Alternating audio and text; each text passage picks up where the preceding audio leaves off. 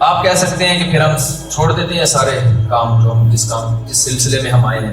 چھوڑنے کی ضرورت نہیں ہے. یہ اسلام کا حسن اور اسلام کی خوبی ہے. اسلام آپ سے دنیا چھڑاتا نہیں ہے، بلکہ آپ کو اسلام دنیا میں ترقی کا حکم دیتا ہے، لیکن نیت ٹھیک کرنے کے ساتھ. آپ اگر ڈاکٹر بن رہے ہیں تو آپ کی ایک نیت پیسہ کمانا ہو سکتا ہے. آپ نیت ٹھیک کر لیں کہ میں پیسہ بھی کماؤں گا اور انسانوں کی خدمت بھی کروں گا. یہی ذریعہ ہے. رہبانیت سے نبی صلی اللہ علیہ وسلم نے منع کیا. لا رہبانیت فی الاسلام، فرمایا اسلام میں رہبانیت نہیں ہے. آپ کسی بھی طرح سے بزنس کر کے پیسہ کماتے ہو، آپ پیسہ کمانا چھوڑو نہیں. نبی صلی اللہ علیہ وسلم نے فرمایا ایماندار تاجر قیامت کے دن پیغمبروں کے ساتھ ہوگا. المؤمن القوی احب الی اللہ من المؤمن الضعیف. طاقتور مومن اللہ کو کمزور سے زیادہ محبوب ہے. اس میں جسمانی طاقت بھی ہے، اس میں سائنس اور ٹیکنالوجی کی طاقت بھی ہے، اس میں اکنامکلی مضبوط ہونے کی طاقت بھی ہے. آج اگر ہمارا کنٹری پاکستان پاورفل ہوتا تو ہم لوگوں کی آنکھوں میں آنکھیں ڈال کے بات کر رہے ہوتے. اکثر مجھے ایک حدیث یاد آتی ہے. نبی صلی اللہ علیہ وسلم کے پاس ایک صحابی آئے کچھ مانگنے کے لیے. آپ نے ان کو حکم دیا کہ جاؤ کلہاڑی لے کے جنگل سے لکڑیاں کاٹو. تو انہوں نے کلہاڑی لے کے جنگل سے لکڑیاں کاٹ کے بیچنا شروع کیا تو بہت سارا پیسہ کما لیا انہوں نے. تو ہمارے نبی کو ایک امتی کا بھیک مانگنا پسند نہیں تھا. آپ نے ان کو اس طرح سے پیسے کمانے کی ترغیب دی. تو آپ بتاؤ اس پیغمبر کو کسی قوم کا، کسی نیشن کا، کسی کنٹری کا جو اسلام کے نام پہ بنا تھا، اس قوم کا بھیک مانگنا کیسے پسند آئے گا کہ جو ہر تھوڑے دنوں کے بعد کشکول لے کے IMF سے قرضے مانگے. تو ہم جس دلدل میں دھستے چلے جا رہے ہیں وہ تعلیم میں بھی پیچھے، بزنس میں بھی ہم پیچھے. تو ہمیں ان دونوں چیزوں میں آگے نکلنا ہے. یہ ہمارے مذہب کا حکم ہے، لیکن اللہ کے قانون کو فالو کرتے ہوئے. آپ تجارت کر سکتے ہیں، شراب کا بزنس نہیں کر سکتے. آپ بزنس کر سکتے ہیں، آپ جھوٹ نہیں بول سکتے اس بزنس میں. آپ سودی لین دین نہیں کر سکتے. آپ جوا اور سٹے کا بزنس نہیں کر سکتے. آج کل بلاک چین کے نام سے بڑا بزنس ہو رہا ہے، سب اس میں لگے ہوئے ہیں. شریعت میں جائز نہیں ہے بزنس. اسلام نے آپ کو ضابطے دیے کہ یہ حلال ہے، یہ حرام ہے. کوئی چیز مارکیٹ میں بیچنی ہے سیدھے قیمت لگاؤ. یہ کیا کہ 5 آدمیوں نے خرید لیا تو ان کا پیسہ ملے گا، وہ 5 آگے 5 کو پہنا دیں گے. وہ پہنائیں گے، وہ بیچیں گے تھوڑی نہیں. وہ اسی لالچ میں خریدے گا میں آگے 5 کو پہنا، وہ پہنائے کہ پیسے. یہ تو غلط غیر اخلاقی طریقے ہیں دولت کمانے کے. سیدھا سیدھا کوئی چیز بیچو بھائی، اتنے کی یہ لینا ہے لو، نہیں تو گلی گلی سے نکل لو. یہ کیا بات ہے کہ تو آگے بیچے گا تو 2 آدمیوں کا کمیشن بھی مجھے ملے گا. تو ڈراپ شپنگ میں بھی بہت سے کچھ طریقے جائز ہیں، کچھ ناجائز طریقے ہیں. اچھا آج کل ہر آدمی مفتی بنا ہوا ہے. یوٹیوب پہ آ کے جو ہے نا وہ کوئی اس کا لینا دینا نہیں فن افتاء سے. مفتی تو باقاعدہ ایک فن ہے بھائی، وہ ایک علم ہے جس کو پراپر وے میں حاصل کر کے انسان مسائل کا جواب دینے کا اہل بنتا ہے. یہ تھوڑی کہ ہر آدمی ہر طرح کے مسائل بتا رہے ہیں. تاجر نے بتایا کہ ڈراپ شپنگ ہے جو مولوی لوگ کہتے ہیں قبضے سے پہلے چیز بیچنا جائز نہیں ہے، یہ مولویوں کی بنائی ہوئی باتیں ہیں. اور وہ اوٹ پٹانگ باتیں کرنا شروع کر دی. اس کی کہا کہ پہلے زمانے میں قبضہ کرنا اس لیے ضروری تھا کہ بھائی وہ دھوکے کا خطرہ تھا. دھوکے کا خطرہ نہیں ہے بھائی. قبضہ کا دھوکے کی وجہ سے نہیں ہے. قبضے کا خطرہ اس لیے کہ جس چیز کا آپ رسک نہیں لیتے نا، رسک آپ کے زمان میں نہیں آتی، آپ پروفٹ بھی نہیں لے سکتے. وسیم بھائی کے پاس موبائل رکھا ہوا ہے، آپ نے وسیم بھائی سے خریدا، اپنے قبضے میں لیے بغیر آگے بیچ دیا. تو قبضہ جب تک نہیں لوگے تو رسک ٹرانسفر نہیں ہوگا. اب اگر وہ ہلاک ہو جاتا ہے تو نقصان تو وسیم بھائی کا ہے کیونکہ ان کے قبضے میں. جب آپ کی جیب میں آئے گا، آپ چور چھین کے ڈاکو چھین کے چلا گیا تو کس کا نقصان ہے؟ آپ کا نقصان ہے. شریعت کہتی ہے چند سیکنڈ کے لیے رسک لو، مگر رسک لینا پڑے گا، اس کے بعد آپ اس پہ نفع کماؤ گے. تو یہ جو پیسے کی صحیح سرکولیشن کے لیے، تاکہ لوگ جو پیسہ جو ہے نا نیچرل طریقے سے سرکولیٹ کرے، اس کے لیے اسلام نے کچھ پابندیاں لگائی ہیں. تو غیر مسلموں کے اپنے اصول ہیں، اسلام کے اپنے اصول ہیں. تو آپ کو اسلام کے اصولوں کو فالو بولتے کیوں نہیں بھائی کرنا پڑے گا. آپ کو وراثت شریعت کے مطابق تقسیم کرنی پڑے گی. تو ہر چیز میں اسلام نے ہمیں گائیڈنس دی ہے. اسلام کی خوبی ہے کہ اس نے ہمیں کسی بھی معاملے میں یتیم اور لاوارث نہیں چھوڑا. تو اب میں جلدی سے بات کو سمیٹتا ہوں. تو میں وہاں سے لے کے چلا تھا کہ انٹیوں کو جھانکنا تاکنا نہیں. اس پہ آپ کو غصہ آ گیا تھا اور آپ نے کہا نماز کا ٹائم کو بہت غصہ آیا. تو اللہ میاں نے یہ کیونکہ بہت کامن ہو رہا ہے، زنا سوسائٹی میں بہت تیزی سے پھیل رہا ہے. دیکھو بھائی جوانی ہمیشہ نہیں رہتی. یہ زنا کے چسکے یہ تھوڑے دنوں کے ہیں. جب بوڑھے ہو جاؤ گے نا تو یہ بہت ویسے ہی چھوٹ جائیں گی یہ ساری چیزیں. اس سے پہلے جوانی میں چھوڑ دو تو ثواب نہیں. گھر والوں کو ٹائم دو. دیکھو یہاں آپ کو اپنے گھر والوں کو زیادہ ٹائم دینا پڑے گا کیونکہ یہاں چاروں طرف ماحول کفر کا ماحول ہے. تو آپ کو یہاں اپنے مجھے یہ جن کے یہاں میں ٹھہرا ہوں اتنے اچھا لگا. کہتے ہیں میں جہاں بھی تفریح کے جاتا ہوں اپنے گھر والوں کو، بچوں کو اور گھر والوں کو لے کے جاتا ہوں. ایسا زبردست انہوں نے نظام گھر میں بنایا ہوا ہے. تو ٹائم دینا پڑے گا. اگر آپ نے ٹائم نہیں دیا تو آپ کے گھر والے آپ کے ہو سکتا ہے دین سے دور نکل جائیں. یہاں خاتون کو اپنے بچوں کی تربیت کرنی پڑے گی, وہاں سے زیادہ کرنی پڑے گی. حضرت ڈاکٹر عبدالحی صاحب رحمہ اللہ تعالیٰ امریکہ کے سفر پہ گئے تھے. انہوں نے وہاں بیان میں کہا, ڈاکٹر عبدالحی صاحب تھے یا مولانا عاشق الہی صاحب تھے, مجھے نام بھول گیا ہوں. انہوں نے کہا کہ دیکھو تم لوگ یہاں پر ہو نا, مجھے یقین ہے کہ تم اسلام پر تمہاری موت ہوگی, مجھے یقین ہے کیونکہ تم آئے ہو علماء کو سننے کے لیے, اس کا مطلب تمہیں اسلام سے دلچسپی ہے. تمہاری جو اولاد ہوگی اس کے بارے میں مجھے کنفرم نہیں ہے, بہت سے اسلام پر ہوں گے, بہت سے اسلام چھوڑ چکے ہوں گے, لیکن آگے جو اس کی اولاد ہوگی اس کے بارے میں کنفرم بتا کے جا رہا ہوں وہ اسلام چھوڑ چکے ہوں گے. اور جس زمانے میں نے بات کہی تھی نا تو ان کی اولادوں کی اولادیں مرتد ہو چکی ہیں. بھائی میں نے آپ سے عرض کیا کہ ہماری نظر میں سب سے زیادہ ویلیو کس چیز کی ہونی چاہیے؟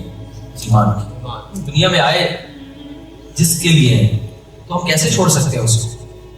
تو ایک بات تو یہ, اپنا ایمان سے اور اسلام سے رشتہ جوڑنے کے لیے آپ کو زیادہ اسٹرگل کرنی پڑے گی, محنت آپ کو زیادہ کرنی پڑے گی. تو اس کے لیے آپ نے کیا کرنا ہے؟ خاص طور پہ خواتین سے میں گزارش کروں گا, بھائی اپنے پردے سے دستبردار نہ. آسٹریلین گورنمنٹ کا میں بھی شکر گزار ہوں, آپ بھی شکر گزار ہیں, میں مسلم کمیونٹی کی طرف سے شکر گزار ہوں. دنیا میں بہت سارے غیر مسلم ممالک میں خواتین کو چہرے کے پردے پر پابندی لگا, لیکن آسٹریلین گورنمنٹ یہاں خواتین کے چہرے کے پردے پہ کوئی پابندی الحمدللہ نہیں, بلکہ اس کو اچھا سمجھتے ہیں اگر کوئی خاتون پردہ کرتی ہے. ہمارے دوست نے بتایا میری وائف کو نیشنلٹی ملی ہے, فل پردے میں تھی وہ, اور مکمل چہرہ بھی ڈھکا ہوا تھا, گورے نے ہاتھ تک نہیں ملایا, ایسے یوں کر کے جھکا, اور جو ہے نا یعنی احتراماً کہ بھئی ایک عورت پردہ کرتی ہے ہاتھ نہیں ملانا چاہتی. تو یہ لوگ جب آپ کو رسپیکٹ دے رہے ہیں, نبی صلی اللہ علیہ وسلم نے فرمایا بل لم یشکر الناس لم یشکر اللہ, جو لوگوں کا شکریہ ادا نہیں کرتا وہ اللہ کا شکر بھی ادا نہیں کرتا. غیر مسلم ریاست ہے لیکن اس ریاست کے آپ پر احسانات ہیں. یہاں آپ کو نماز پڑھنے کی اجازت ہے, یہاں آپ کوئی خاتون پردہ کرنا چاہیں ان کو پردہ کرنے کی اجازت ہے. یہاں ہم نے بڑے بڑے انجینئر دیکھے جن کی پوری اتنی لمبی لمبی داڑھی ہیں, داڑھی رکھ کے سب کام یہاں کر سکتے ہیں, ہمیں کوئی رکاوٹ نہیں. ہم نماز کا ٹائم مانگے ہمیں نماز کا ٹائم مل جاتا ہے. نبی صلی اللہ علیہ وسلم کے دور میں بھی دو قسم کے غیر مسلم تھے, کچھ ایسے تھے جو اسلام میں رکاوٹ تھے, کچھ ایسے تھے جو اسلام میں رکاوٹ نہیں تھے. ہمیں دونوں کی مثالیں ملتی ہیں. نجاشی عیسائی بادشاہ تھا, کرسچن ریاست تھی, عیسائیت ایک عیسائی ریاست تھی, غیر مسلم تھے, وہ ایمان نہیں لے کر آئے. نبی صلی اللہ علیہ وسلم کے اصحاب پر جب ظلم شروع ہوا تو آپ کو پتا چلا بھائی افریقہ میں حبشہ میں ایک بادشاہ ہے غیر مسلم, لیکن اس کے دل میں انسانیت ہے, وہ مظلوموں کی مدد کرتا ہے. تو آپ صلی اللہ علیہ وسلم نے حضرت عبداللہ بن مسعود, حضرت جعفر طیار کو غیر مسلم اسٹیٹ میں بھیجا کہ بھئی مکہ میں تم محفوظ نہیں ہو تو تم کہاں جاؤ؟ نجاشی کے پاس. نجاشی نے ان کو پناہ بھی دی اور بہت سارے گفٹ دے کے بھی نبی صلی اللہ علیہ وسلم کی خدمت میں بھیجا, اور ہرقل بھی تھا. تو ہر طرح کے بادشاہ پہلے بھی تھے, آج بھی ہیں. تو جو غیر مسلم ریاستیں مسلمانوں کو آزادی دیتی ہیں, آپ کے رمضان میں آپ روزے رکھ رہے ہو, یہاں پہ آپ تراویح پڑھ رہے ہو, یہاں پہ آپ کے مدرسے کھلے ہوئے ہیں, آپ کے اسلامک اسکول کھلے ہوئے ہیں, تو ان غیر مسلم اسٹیٹ کا آپ پر حق ہے, آپ پر ان کا شکر ادا کرنا. بولو بھائی اپنے قول سے بھی اپنے عمل سے بھی.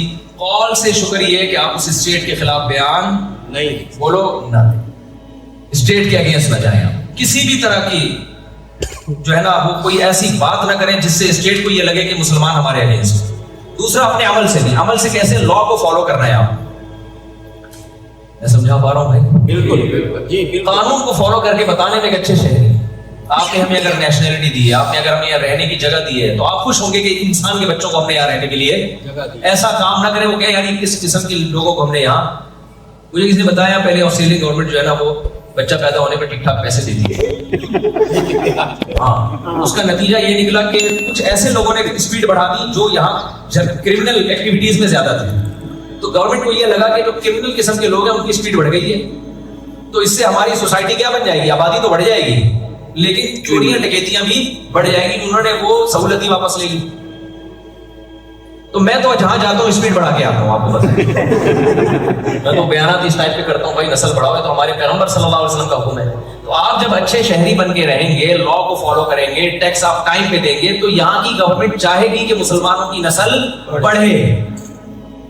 ان کو اچھے شہری ہونے سے, ان کو کیا آپ کو نماز پڑھے نہ پڑھے, وہ کہہ رہے ہیں ہماری صحت پہ کیا اثر پڑتا ہے اس سے, آپ لا کو فالو کریں. تو یہ سہولت جب آپ کو یہاں ملی ہے, اگر آپ لا کو فالو نہیں کرتے تو آپ خوب سمجھ لیں اپنی بدنامی کا ذریعہ نہیں بنتے, آپ اسلام کو بدنام کریں گے. یہاں اسلام پر پابندیاں لگوائیں گے آپ. تو ٹیکس آپ نے ٹائم پہ دینا ہے.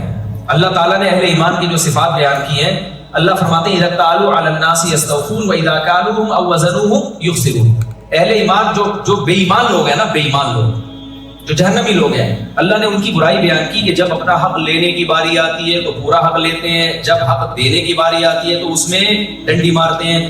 آپ جو یہاں سہولتیں اٹھاتے ہیں وہ اسی بیس پہ کہ گورنمنٹ یہ سمجھتی ہے کہ یہ ٹیکس دیتا ہے لہذا یہ علاج کا بھی مستحق، فلاں فلاں جو ہے سہولتوں کا بھی مستحق، وہ تمام بینیفٹس اور تمام سہولتیں آپ لے لیتے ہیں، لیکن جب گورنمنٹ جن چیزوں کے عوض میں سہولت دیتی ہے اس ٹیکس میں آپ کیا کرتے ہیں؟ ڈنڈی مارتے ہیں. تو یہ ناانصافی ہے کہ نہیں؟ وہ ایک آدمی نے کسی سے پوچھا کہ یار یہ ابھی چھوڑو پھر لطیفہ ہو جائے گا، پھر وہ لطیفہ بات ہو جائے گی، ہو سکتا ہے کوئی ناراض نہ ہو جائے اس لطیفے سے. تو ناانصافی ہے کہ نہیں؟ یہ تو 100% ناانصافی ہے بھائی. تو معاہدوں کی پابندی کرنا، ایگریمنٹ کی پابندی کرنا، مالی لین دین میں یہ واقعہ ہر بیان میں سنا رہا ہوں، ہر بیان میں. شاید پرانے لوگ بور ہو گئے ہیں یہ واقعہ سن کے، لیکن میں لازمی سناتا ہوں، ہونا ہے تو ہو جاؤ. نبی صلی اللہ علیہ وسلم نے صلح حدیبیہ میں مشرکین مکہ سے معاہدہ کیا، ایگریمنٹ ہوا کہ ادھر سے کوئی مسلمان اگر کافر ہو کے وہاں چلا جائے تو آپ واپس مت کرنا، ادھر سے کوئی مسلمان ہو کے آ جائے تو ہم واپس کر دیں گے. یہ ایگریمنٹ مسلمانوں کے اگینسٹ جا رہا تھا، لیکن ہو گیا ایگریمنٹ.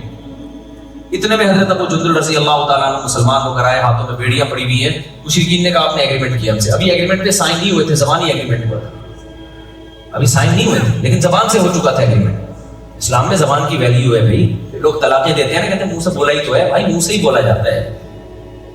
تو یہ اسلام میں زبان کی ایک بڑی ویلیو ہے. تو آپ نے جب زبان دے دی تو ابو جندل رضی اللہ تعالیٰ عنہ کو آپ نے پکڑ کے ان کے حوالے کر دیا. انہوں نے کہا یا رسول اللہ مجھے مشرکین کے حوالے کر دیں، وہ قتل بھی کر سکتے ہیں. لیکن پیغمبر صلی اللہ علیہ وسلم اگر حوالے نہ کرتے تو انگلی اٹھ جاتی نا. ہم کہتے ہیں بھائی قرآن تو جگہ جگہ کہہ رہا ہے مسلمان معاہدوں کی پابندی کرتے ہیں، امانت میں خیانت نہیں کرتے، لیکن اصل میں ایکچولی وہ جب کوئی کچھ مسئلہ ہو تو پھر کر لیتے ہیں. یہی ہوتا ہے نا، کوئی پرابلم ہو تو کیا کر لیتے ہیں، پھر سب کچھ کر لیتے ہیں. اس سے بڑی کوئی انسانی تاریخ میں کوئی پرابلم ہو نہیں سکتی کہ ایک شخص آپ پر ایمان لے کر آیا، آپ کے مذہب میں داخل ہو رہا ہے، ہاتھوں میں بیڑیاں ہیں اور آپ اس کو واپس کر رہے ہیں، اس کو قتل کر دیں گے. اس کے باوجود محمد صلی اللہ علیہ وسلم صادق اور امین، آپ صرف زبانی کلامی نہیں تھے، آپ نے عمل سے بتا دیا کہ میں صادق بھی ہوں اور میں امین بھی ہوں. میں صادق بھی اور امین، ان کو حوالے کر دیا. تو آپ کا بھی بھائی جب آپ آسٹریلیا میں آئے ہو تو کچھ پیپرز تھے، آپ نے سائن بولتے کیوں نہیں، انہوں نے ایسے اٹھا کے بھیج دیا آپ پیسے کہ یار میں آسٹریلیا جانا چاہتا ہوں. انہوں نے کہا چلو یہ ٹکٹ پکڑو اگلی فلائٹ سے آپ آسٹریلیا. کچھ تو سائن نہیں ہوں گے نا، چشمہ لگا کے پڑھے بھی ہوں گے، آپ نے نہیں بھی پڑھے ہوں گے تو پتہ تو ہوگا نا کہ یہ لا ہے جس کو میں نے فالو یہاں پہ آ کے کرنا ہے. تو میرے بھائی جب پیڑے کھانے کا ٹائم آئے تو آپ گورنمنٹ سے ساری سہولتیں لیتے ہو، جب اپنی ذمہ داریاں پوری کرنے کا ٹائم آئے تو آپ ڈنڈی مارتے ہو. تو ہو سکتا ہے آسٹریلیا کی گورنمنٹ سے آپ بچ جاؤ، قیامت میں اللہ کے عذاب سے آپ نہیں بچ سکتے. معاہدوں کو پورا کرنا یہ انسانوں کا آرڈر نہیں ہے، یہ جس نے ہمیں بنایا ہے اس کا آرڈر ہے. سمجھتے ہو کہ نہیں سمجھتے ہو؟ تو یہ کام بھی آپ نے یہاں پہ کرنا ہے. اور انٹیوں کو نہیں دیکھنا، وہ تین چاچوں کو بار بار بتانا پڑ رہا ہے نا. اور تیسرا کیا کام آپ نے کیا کرنا ہے بھائی؟ شراب کے قریب نہیں جانا. انما الخمر والمیسر والانصاب والازلام رجس، اللہ کہتے ہیں پلید ہے، ناپاک ہے، نجس ہے. آپ اس پہ کتنے خوشنما لیبل لگاتے ہیں، انسان کی ڈپریشن دور ہوتی ہے، یوں ہو جاتا ہے. بھائی اللہ نے کہہ دیا، جب صحابہ نے جب مشرکین نے کہا نا کہ اس میں تو کچھ فائدے بھی ہیں، ریلیکس ہو جاتا ہے نا انسان، غم بھول جاتا ہے. تو اگر غم بھولنا بری بات ہے کیا؟ اتنی بڑی ٹینشن جس کے لیے آپ کو میڈیسن لینی پڑ رہی تھی، ڈاکٹروں کے پاس جانا پڑ رہا تھا، کاؤنسلنگ کرنی پڑی تھی، آپ کو سائیکالوجسٹ آپ کو گھنٹوں گھنٹوں بٹھا کے اس سے بیٹ بھی فٹ فاٹ ہو جاتا ہے آدمی. کیا کر رہے ہیں؟ ٹینشن سے بچ گیا کہ نہیں بچ گیا؟ ٹینشن تو بڑھ گئی. تو یہ سوال مشرکین نے کہا تھا کہ ہم پیتے ہیں تو پھر سیٹ ہو جاتا ہے، بہت سارے کام کر لیتے ہیں. اللہ میاں نے ہمیں لاجک پیش کی. اللہ میاں نے کہا اثمہما اکبر من نفعہما، یہ جو جوا اور شراب ہے نا، ان کے نقصانات ان کے فائدوں سے اس کا گناہ اس کے فائدوں سے زیادہ ہے. گناہ یہ کہ اللہ ناراض ہوتا ہے. اب کتنے بھی فائدے ہوں بھائی، ناراض کون ہو رہا ہے؟ اللہ. بس یہ نقصان ہمارے لیے کیا ہے؟ بولو. تو میں خواتین کو بھی کچھ باتیں بتاتا ہوں. بھائی خواتین بھی ہماری یہاں کی کچھ خواتین جو بیان نہیں سن رہی وہ بہت لبرل ہو جاتی ہیں. وہ جب اس ماحول میں دیکھتی ہیں کہ مردوں اور عورتوں کے حقوق سیم ہیں، یقیناً حقوق دونوں کے سیم ہیں، اس معنی میں سیم ہیں دونوں کے حقوق کہ مرد اگر اپنی ذمہ داری پوری نہیں کرے گا اس کو بھی